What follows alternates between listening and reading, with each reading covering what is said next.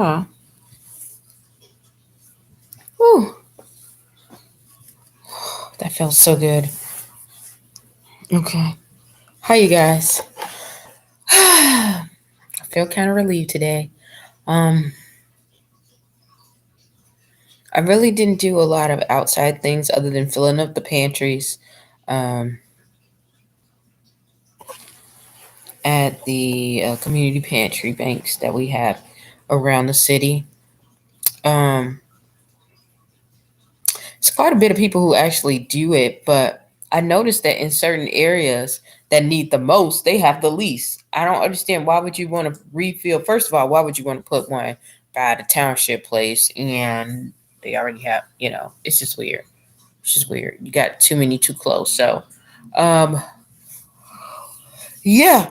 Uh, anywho,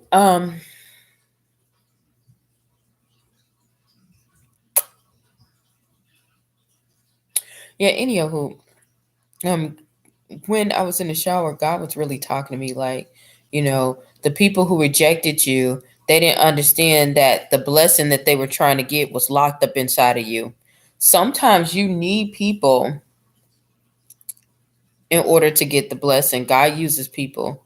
You just can't get things on your own. Either it's locked inside of you or it might be locked up inside of somebody else. So you have to be very careful about how you treat people. Are you being kind to them? Even if you don't believe what they're saying, even if they don't treat you very fairly, are you being kind to them? Are you being respectful to them? Because sometimes they don't even know what they have inside of them. Are you showing their potential? Because when they do, they're going to remember those times that you were good, and they're going to remember those times when you were being evil too. So yeah. But for me, God showed me like a lot of the people who were around me, like who rejected me, literally just cast me off to the side, even though I feel really good about it now. At first I didn't, but I feel excellent now about it. But God was just showing me like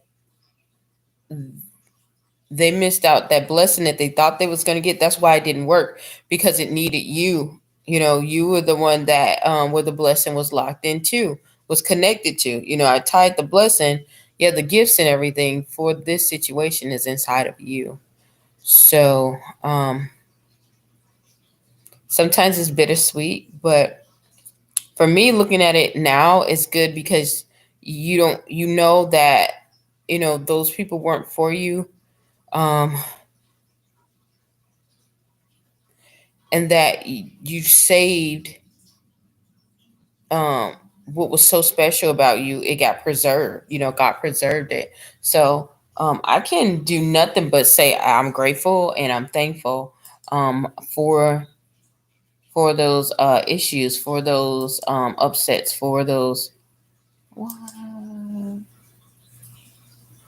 things that didn't go so well, because had it did, my gift and the blessing and the gifts that was attached to me would have been ruined, and it would have been spoiled and sold.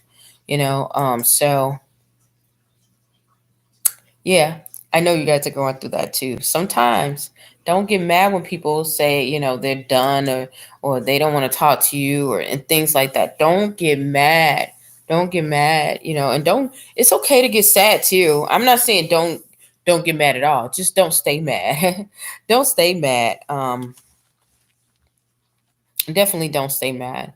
It's all a process, and the right people who are assigned to the gift, because the gift is gonna be the gift regardless. But the people that God plants next to you is gonna give you that right energy. They're gonna give you that right vibe, and you're gonna be able to flourish.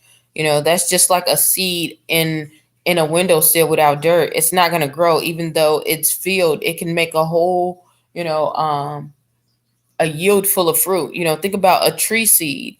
It's actually a forest inside of there. People don't look at it. If you look really closely, a tree can multiply into another tree, into another tree, into another tree. But you'll never know that if you never get the seed, put the seed in the right environment. That's the same thing with your gift. If it's not in the right environment for the right people to nurture and care for it, it's not going to come to fruition. So you got to be grateful for that process. Now it's sad for them because they missed out on a really good thing. But um, for you, you know, it's a good thing because now um, you see where they are, and you don't want to think of everybody as an enemy or anything like that, but they will see you eat and they won't have access to you. They're going to start thinking about that. You're going to start thinking about that. And